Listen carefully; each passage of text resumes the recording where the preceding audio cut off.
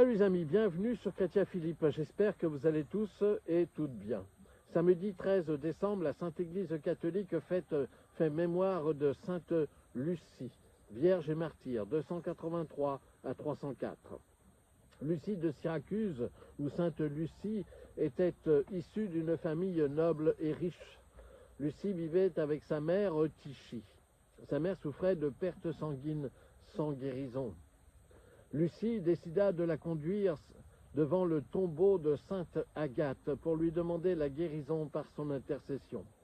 Sainte Agathe lui apparut et lui dit « Vierge Lucie, ma sœur, pourquoi viens-tu me demander ce que tu pourras bientôt accorder à ta mère ?»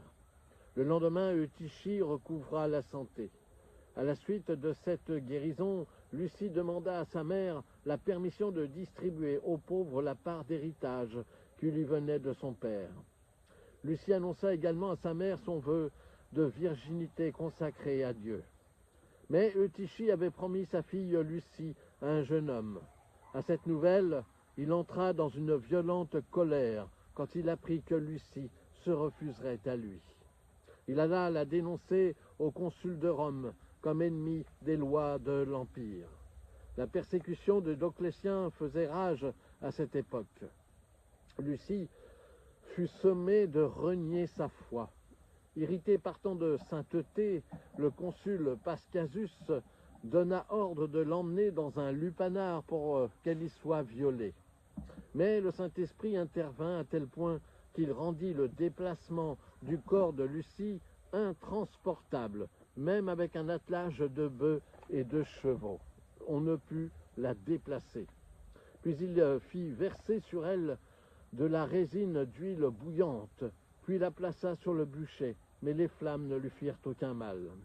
On lui arracha les yeux, puis on lui enfonça une épée dans la gorge, mais elle ne mourra pas de suite. Un prêtre vint lui apporter la communion, après quoi seulement elle rendit l'âme. Alors, Sainte Lucie, priez pour nous.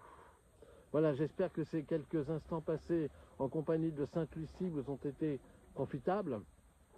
N'hésitez pas à vous abonner, à partager cette vidéo, à me faire part de vos commentaires éventuels. Vous pouvez désormais nous rejoindre sur notre page Facebook intitulée Chrétien Philippe.